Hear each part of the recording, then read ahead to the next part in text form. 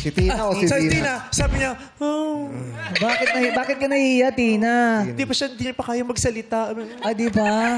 Tina. Hindi pa buo ang loob ni Tina. Hi, Tina. Hi po. Ano apelido mo? Magbanwa po. Magban. Taga saan ka? Taga Muntinlupa po.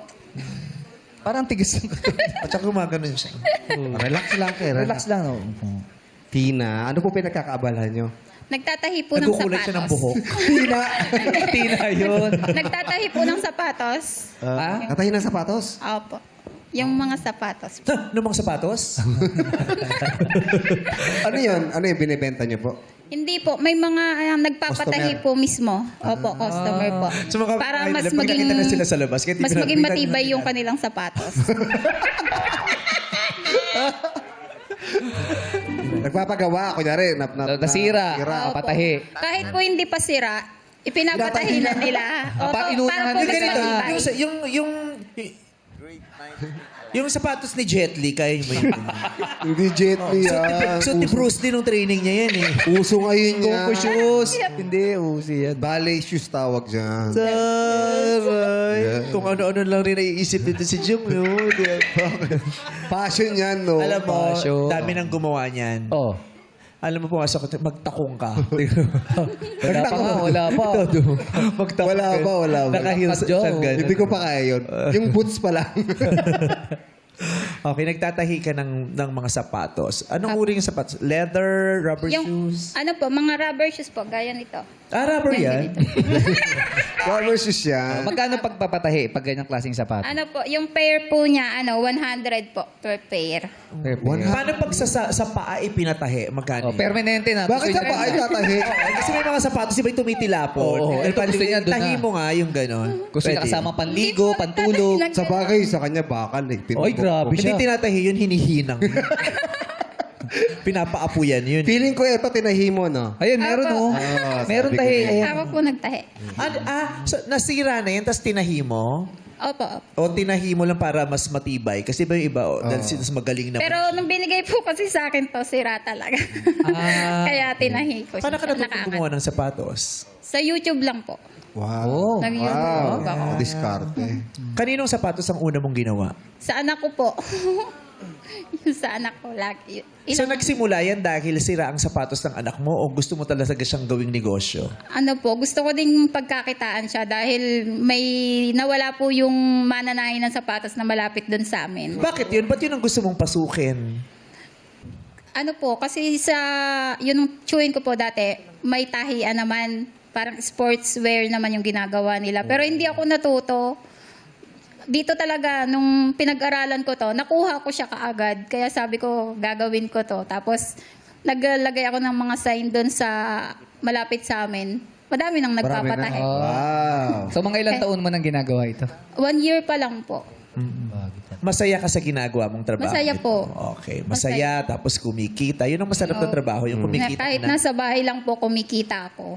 Kapiling mo yung mga anak mo. Opo. Diba? Sa lugar ninyo, wala ka pang kalaban na tumatahi ng sapatos? Wala pa po. Wala. Medyo malayo po. Oh, at least sa'yo yun.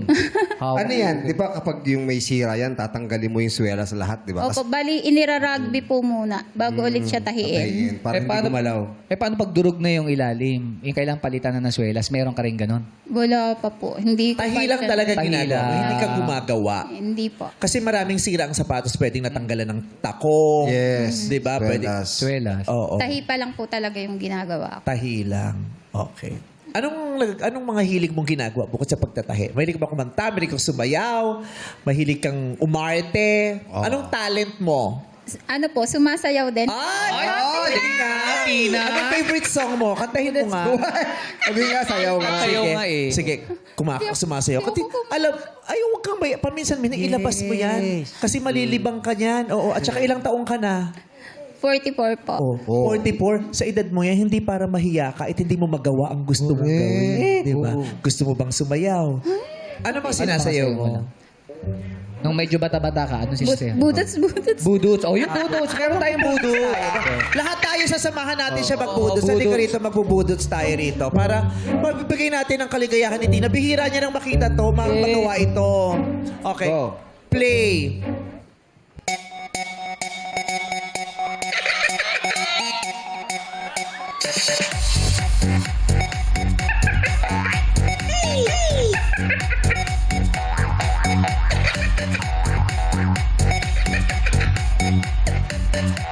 Ayaw na pa yun, Oo. Pay naiya pa yan. Diba ang saya, tumawa ka? Yes. Oo. Gawin nyo yan lagi. Yung tatawa kayo. Diba? Sasayaw kayo. Kakanta kayo. Sumakit ba katawan mo? Si M ang bahala sa FM. Ano ka ba? Ano ba yan? Kalalabas nga lang. May sakit din Ay, yan. sakit ba yan? Akala ko naman Oo, mamamasa. kaya nga hindi pa nakakahubad eh. Tumakas lang. Nakakatagal yung Down sex payment calls. pa lang nabigay. diba? Alam mo kayo mga nanay, diba? Hayaan yung magbaliw-baliwan kayo paminsan-minsan. Para mailabas nyo yung stress nyo. Correct. Bigla ka na lang kumanta, bigla kang sumayaw, di ba? Gawa kayo ng paraan na hindi pa ulit-ulit ang ginagawa ninyo. Di ba? Para malibang kayo. Correct, oh. Lalagyan nyo ng konting Ricardo. Kung araw-araw naglalaba ka lang, di ba? Singitan mo ng kanta habang lumalaba. Yun. Di ba? Pwede. Di ba? Bigyan nyo ng kulay ang inyong mga buhay. Di ba? Makulay pa ba ang buhay mo? Makulay pa naman po. Anong kulay ng buhay mo ngayon? Rainbow. Wow, masaya. Iba-ibang kulay. Bakit rainbow ang kulay ng buhay ni Tina? Makulay po kasi masaya po ako. May 2 akong anak. Napakabait nung asawa ko. Tapos, may konting problema pero nakakayanang resolbahan. Ganon. Makulay dapat. Makulay pa rin. Maraming kulay dapat. Mabuti naman yung isang kulay lang eh, di ba? Maraming kulay. Maraming salamat sa iyo, Tina. Thank you.